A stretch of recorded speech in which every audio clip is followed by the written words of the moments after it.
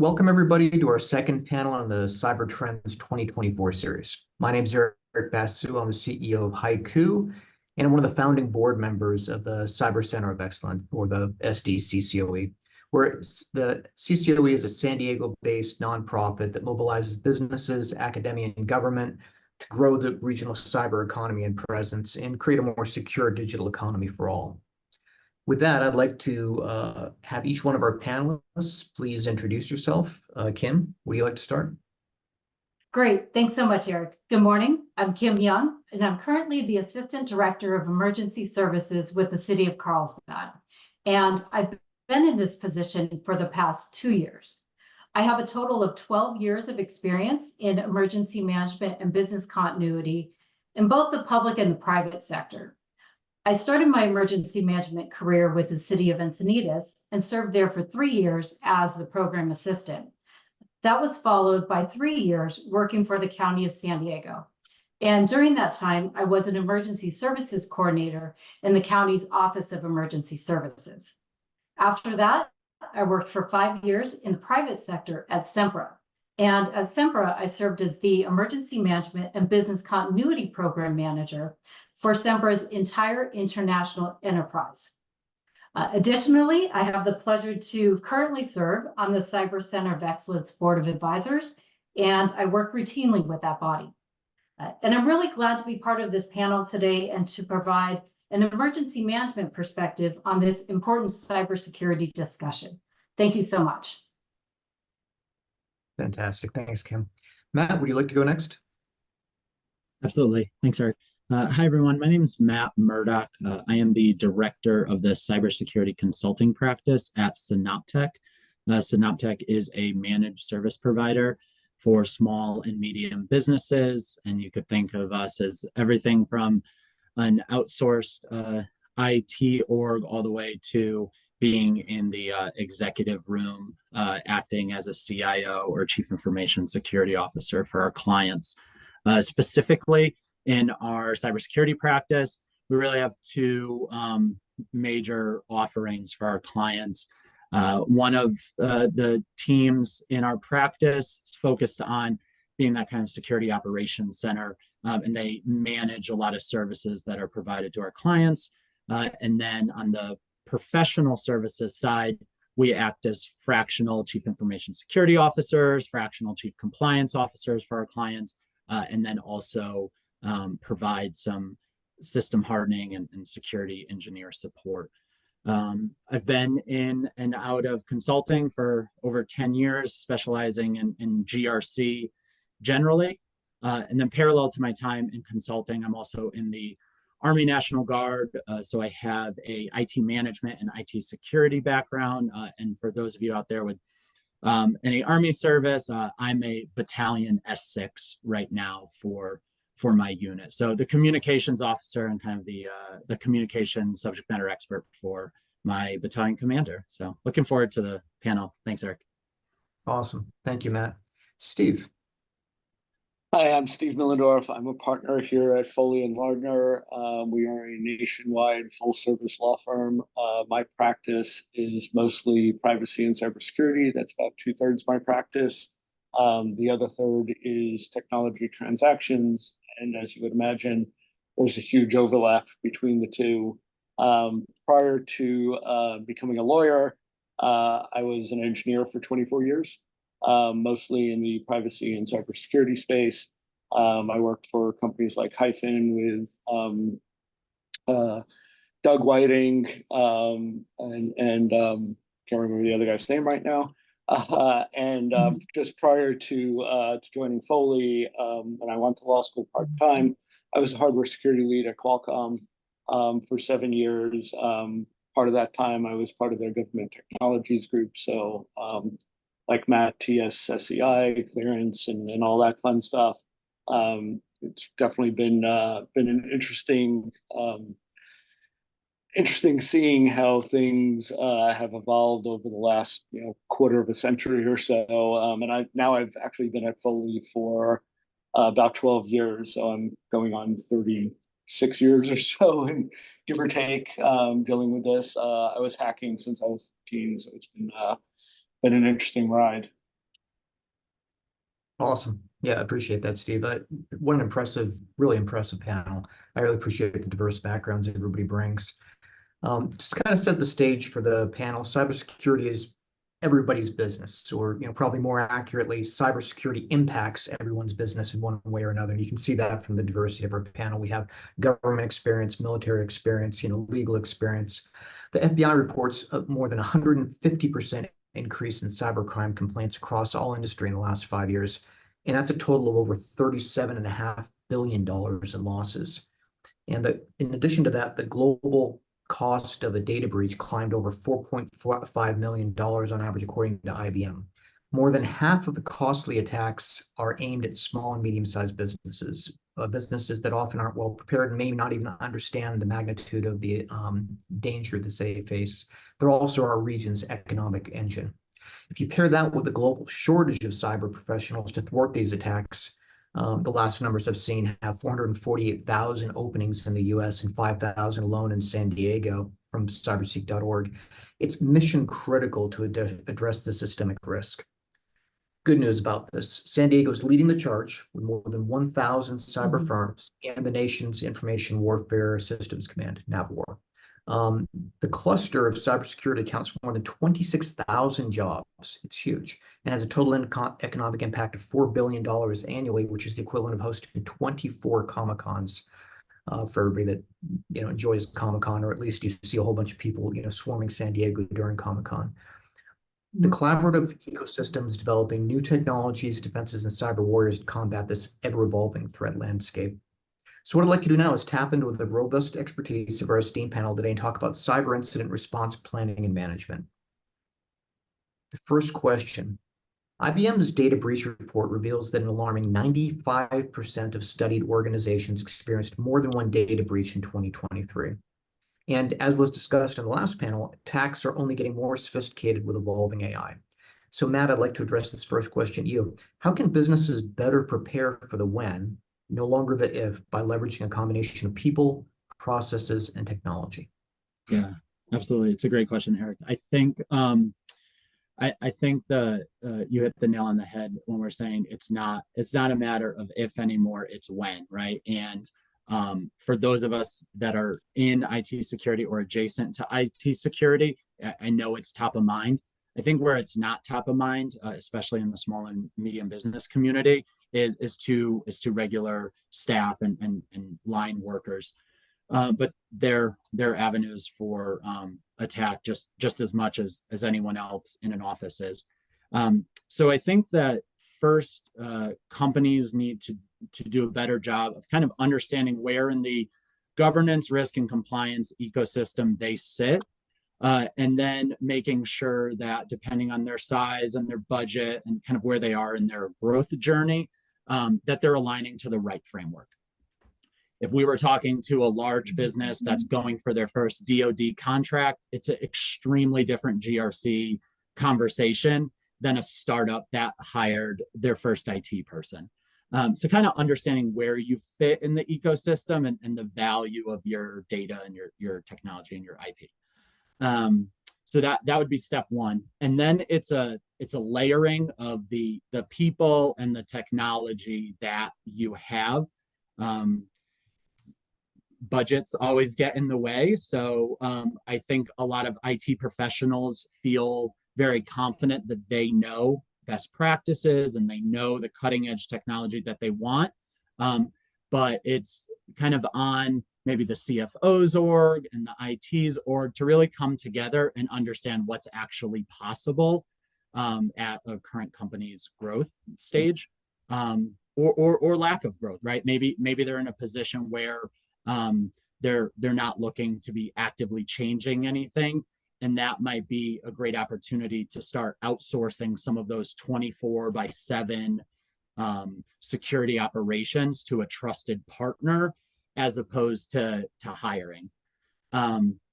So I think to your point, the people, process, and technology really need to be layered, and we need to make sure that we're not over investing in one at the detriment to another.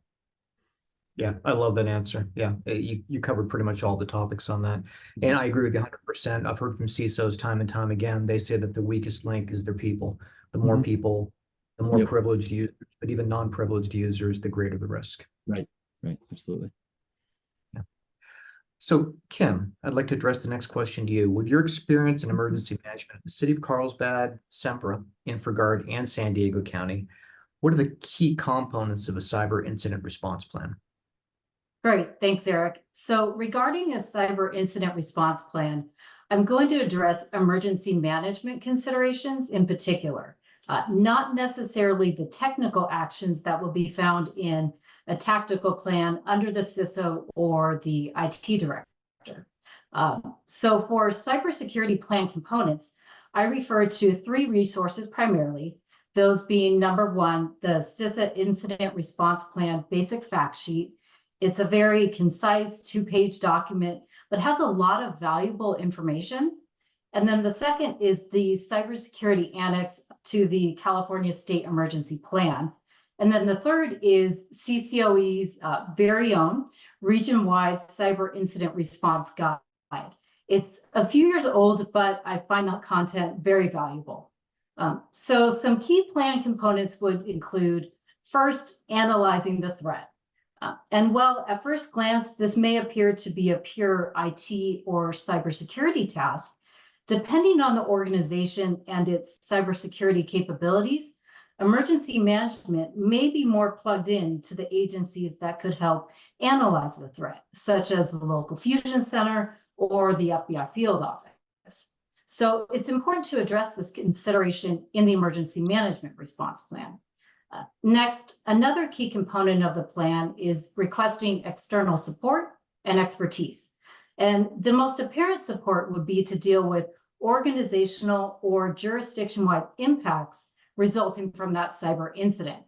For example, if the water system was impacted, we may request potable water capabilities such as inventory or distribution.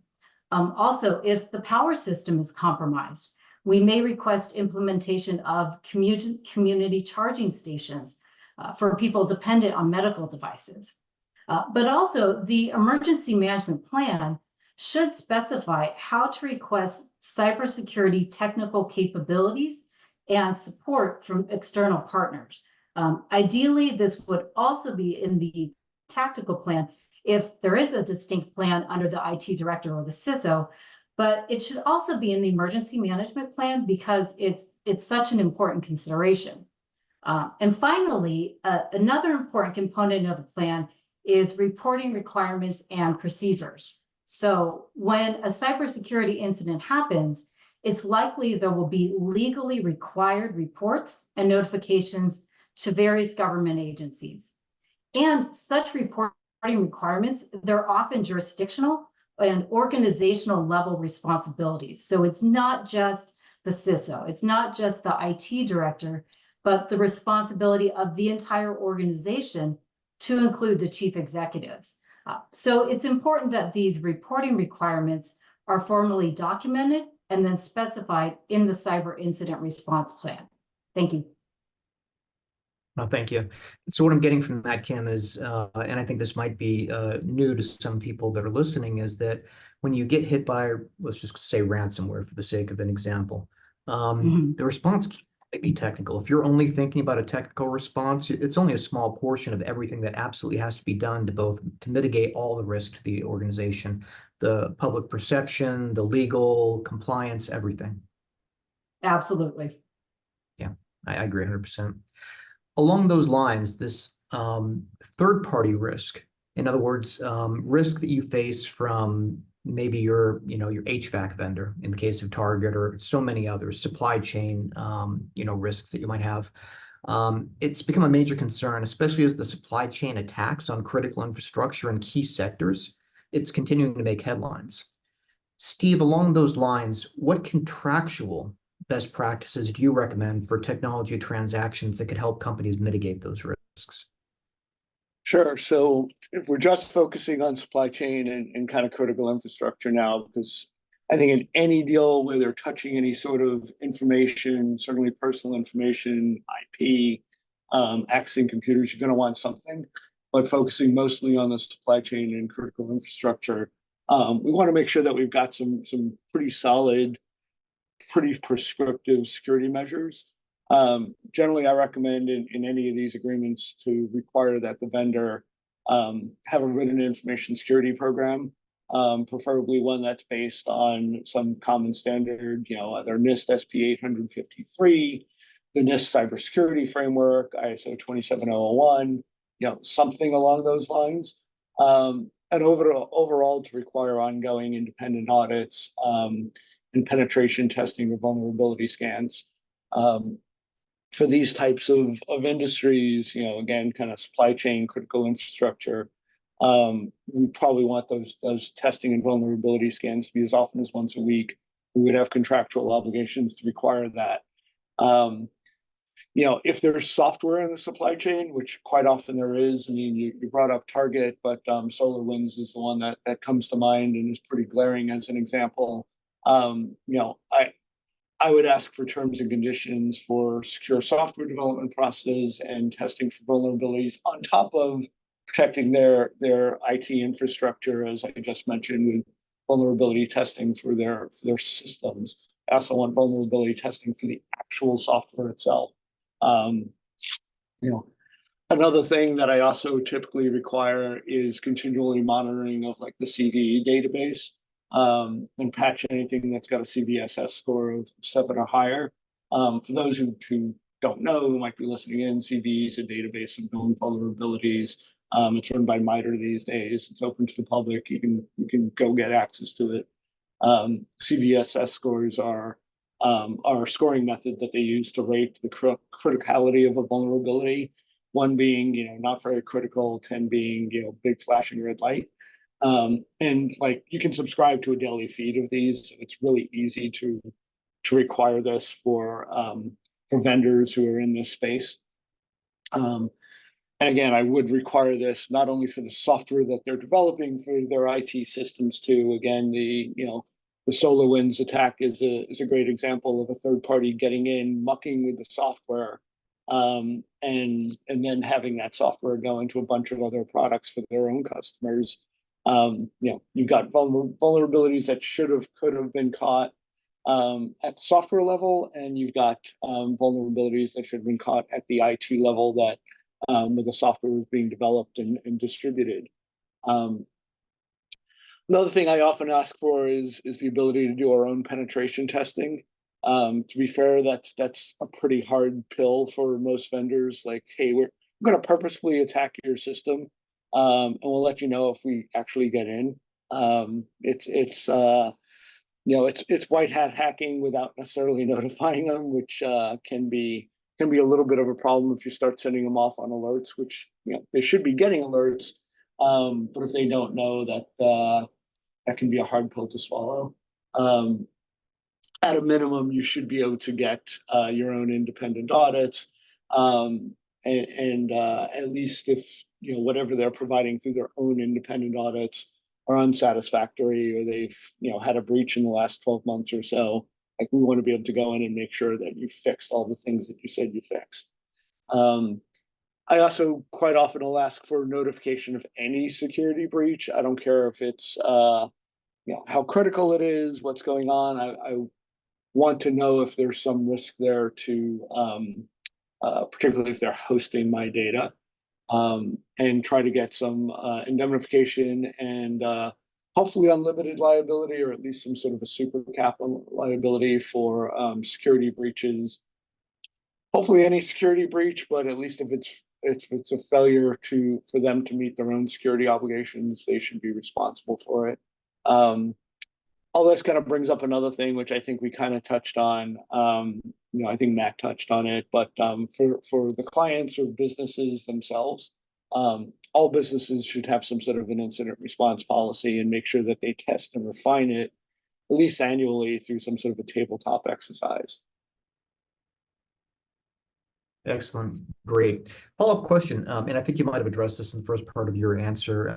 Do you see value in requiring vendors to have some sort of standardized compliance like SOC 2 or something like that? I do. I mean, SOC is always a more difficult question, I think, than ISO. I think ISO is a little bit of a higher standard.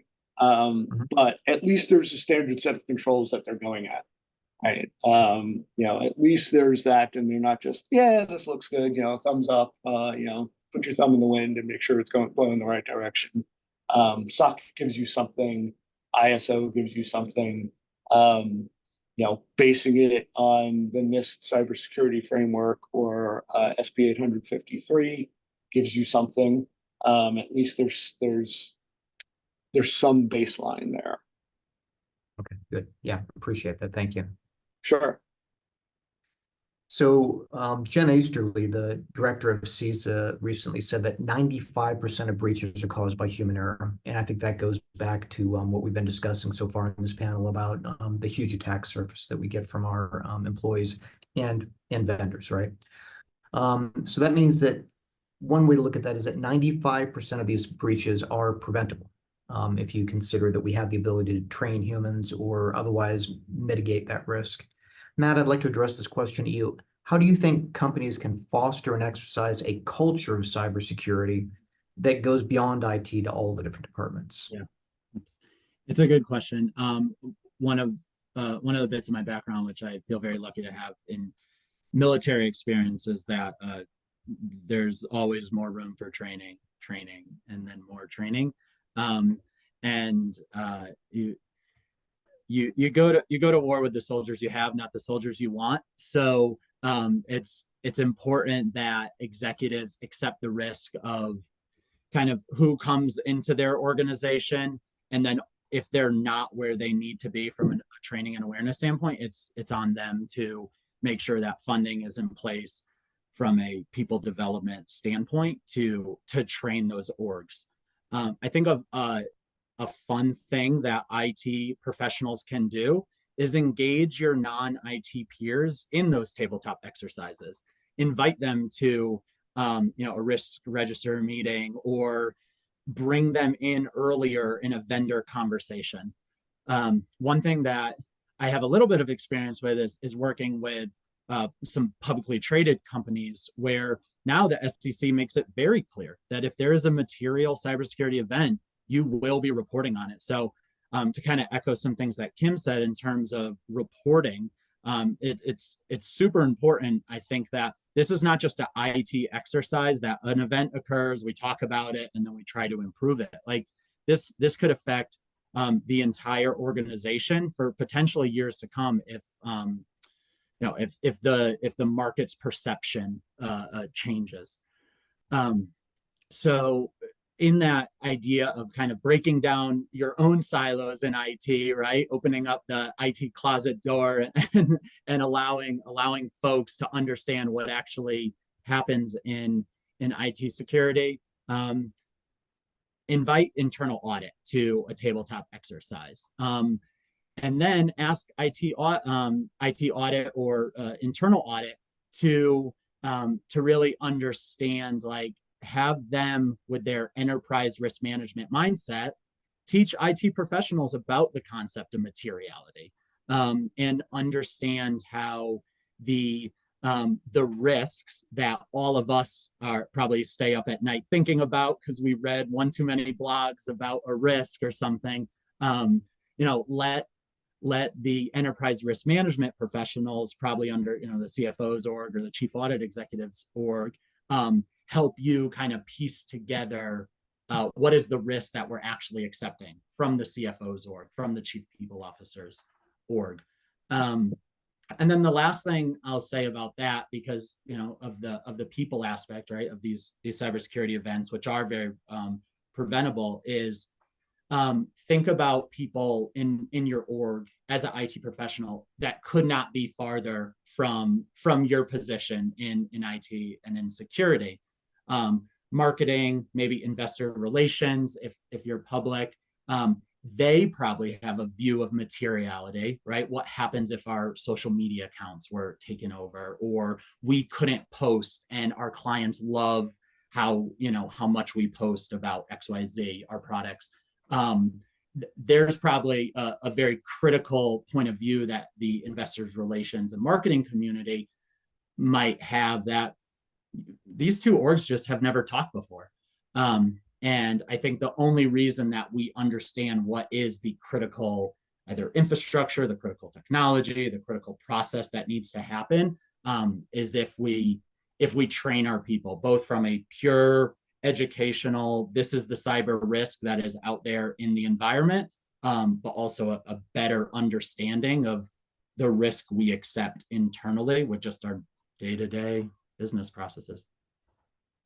Yeah, I like that. So, I mean, it sounds like what I'm hearing you say is that the tabletop exercises, which a lot of companies do, they shouldn't be only to executives. It shouldn't just be a check in the box. Hey, the executives are there. It should include marketing. It should include PR. It should include everybody, so that everybody has an understanding of the holistic risk of the organization. Absolutely. And I think too, what's challenging is, right, if someone has no experience with IT security, right, IT people are people too, right? Like they might they might feel nervous about going to their first tabletop exercise, but I just hope that that in the IT security community, we could do a better job of just making sure that when people are invited to a tabletop exercise or they bring up a really good point about, for example, a concern they have based off something we said, or maybe an order of events or an incident reporting plan, that we're just open to new ideas from our colleagues across the org. Yeah, I love that. I love that. Thank you. Awesome. So your company's suffered now a cyber attacker breach, and as we talked about earlier, it's probably more a when than if. Kim, what are the immediate steps for a company to take, and what local resources are available to support them? Great. So immediate steps would be to implement what we just talked about earlier, to implement your cybersecurity incident response plan.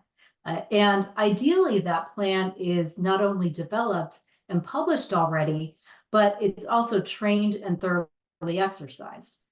But of course, different agencies and jurisdictions are at different levels of capability.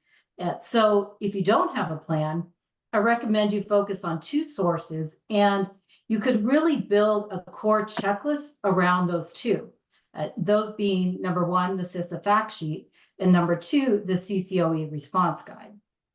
And as far as external resources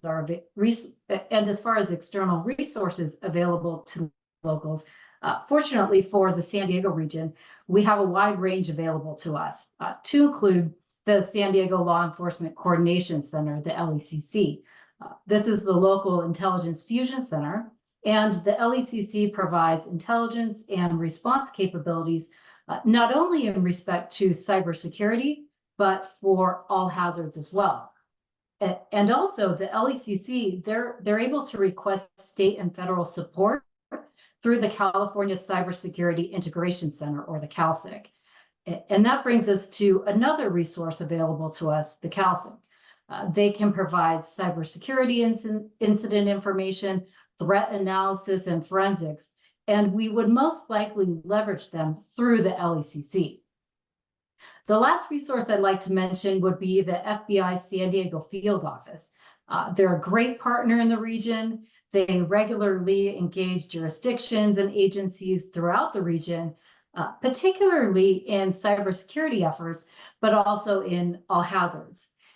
And they can leverage their own field office resources as well as tap into national resources, particularly if we are talking about high-level cybersecurity bad actors. So those are just some examples of cybersecurity resources available to locals. Awesome. That's a great list, Kim. I mean, it's extremely valuable for anybody listening. I'd highly recommend you to either, rewatch the recording or even reach out to Kim directly. She's open to that, to get those resources. Mm-hmm. We ran our first tabletop exercise for CCOE. It's been quite a while. I remember a number of people said the most valuable thing they got out of that is realizing how many resources there are in San Diego. They said, I didn't even know where to go to look for these resources, and they were taking notes, voraciously to try to make sure that they had access to that. So it's extremely valuable. Exactly. The one thing Kim didn't mention is your insurance company. And I would highly recommend that everyone have cybersecurity insurance if you're you've got any sort of data, you should have cybersecurity insurance, making it easy. They will often have certain organizations that they will require you to work with, though. That is kind of one of the downsides, particularly when it comes to law firms and forensics teams. They'll have panel groups that they will pay for, but they're generally well vetted, organizations. But that doesn't mean don't notify the FBI, don't notify all of the other resources that Kim mentioned. You should definitely notify law enforcement as well. I've spoken to enough FBI agents who bang their head against the wall and they're like, "Oh, we're never notified." Like, nobody ever wants to notify us. They really do have some access to resources that you wouldn't otherwise have access to, including a lot of times information about who the bad actor may be, and some of the bad actors' practices that maybe we can get around. Yeah, I 100% agree. Thank you, Steve. Steve, I want to actually continue with this question for you in particular. Unlike the European Union, the US doesn't have any single law, as far as I'm aware, regulating cybersecurity and privacy. Several states also, in addition to that, have their own cybersecurity data breach and notification law. So there's a lot for a company to try to get around. For small businesses in particular, this is difficult because they're just trying to, run their business, make payroll, get customers.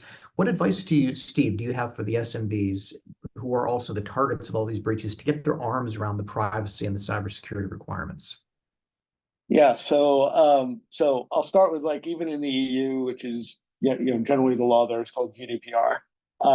There are some variations under it. There's each country can make like 60 changes in their provisions, and in some cases determine what's notifiable and what's not. So it sounds uniform in Europe, but it's not as uniform as it actually sounds like. And in the US, we also do have some sector-specific laws. Financial sector is GLBA, health sector has HIPAA. There's a bunch of other laws, many of which have their own breach notification laws that the state level ones exclude out. So if you're in the healthcare sector, got personal health information, it's covered by HIPAA, that gets breached, you don't have to deal with the state level ones generally. You're really just dealing with one federal one. The state ones all have their own variations, and that's one of those places where if you do have a breach, get decent privacy counsel or privacy coaches that really know what the various laws are. In terms of being prepared, again, I would look at the NIST cybersecurity and privacy frameworks to get a good idea on kind of what's best practices around their requirements to, again, hopefully avoid a breach and deal with the incident response and the effect that there actually were.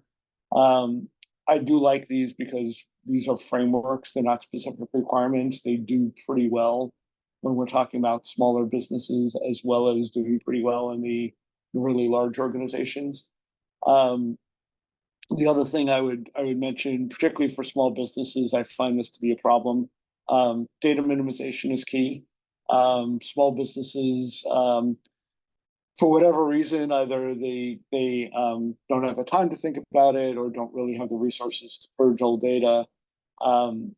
They keep data around for years. I had a client who said, "Oh yeah, they had a breach. They thought it was only going to be 50 current employees." Well, no, they actually had data going back 20 years for every employee and their beneficiaries that had ever walked into the place.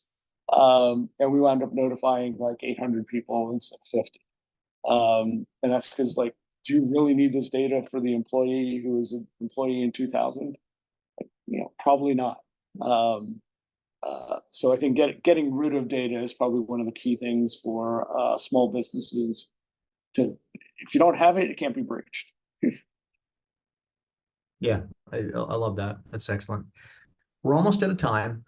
Maybe just go down the line really quickly. Go in the order we did introductions. Matt, any last points you have for the audience? Yeah, cybersecurity is a team sport, and I think that the more you engage experts like Kim, Steve, yourself, like the better results you're going to have. And then should the event or incident occur, you already have those relationships built, and everyone kind of knows the role they'll play, because time is certainly of the essence in that moment. Perfect. Kim. Great. So I'd really like to address mitigation in particular here. And just to be clear, in the emergency management discipline, mitigation means the actions taken to lessen the impact of an incident or an event. So an important step that any organization can take to mitigate a cyber attack is to distribute their capabilities. Vital capabilities, they should be distributed not only across different physical locations, but also across multiple modes of operation, such as remote mode and hybrid mode, in conjunction with physical. And a key point is that these distributed operations, they have to be incorporated into everyday operations now, well before the event, and routinely implemented as day-to-day business. And that distinguishes distributed operations from redundancy, because redundancy is about implementing a backup capability when the primary capability is compromised. Where again, distributed operations, it's really about being resilient 24/7, because your capabilities they're already spread out and not subject to just one single attack. Yeah, that's excellent. Excellent. Thank you. Steve, any last words? Yeah, so I mean, I think the first thing for organizations when you're talking about cybersecurity is to really kind of think out of the box and think like a hacker. That's really hard. We tend to all think, we think here's the rules, and so we're all going to follow them, right? Like hackers don't follow the rules. That's why they're hackers. So that's probably a key thing in kind of trying to think about the vulnerability and the impact and whether or not something's ultimately going to be material. Training, I think, is hugely important for basically anyone who's touching any sort of IT equipment, whether it's the secretary up to the CEO. I do training for organizations, and I actually don't train it from the corporation's perspective. I train it as individual identity theft training. Because if you can do that and you're thinking about it for yourself, then you'll start applying that in your business. But if you go into it thinking about it as your business, you're like, that's their problem. What do I care? Which isn't a good way to think about it, by the way, but it's just what happens. And then we kind of mentioned a couple of times like incident response policies and procedures, and training them and kind of reviewing them every year and doing tabletops. No football team goes in and just plays the Super Bowl like without any practice. Same thing when it comes to not only training but particularly the incident response and the tabletop exercises. Go in well practiced, well oiled. In this way, when the inevitable does happen, you kind of know what to do. It's now just regurgitating what you've already learned instead of trying to learn on the fly. Yeah, going back to Matt's military analogy, that you're going to fight the way that you train. There's no getting around it. So if you don't train, that's how you're going to basically fight and how you're going to mitigate. Yeah. Well, many thanks, Kim, Steve, and Matt. Amazing discussion. A lot of really valuable information in there. We invite businesses and job seekers to visit the CCOE's website at sdccoe.org for more information and free resources, some of the ones that Kim was kind enough to mention. Thank you all for joining us, and stay tuned for the San Diego Business Journal's next Cyber Trends panel in August.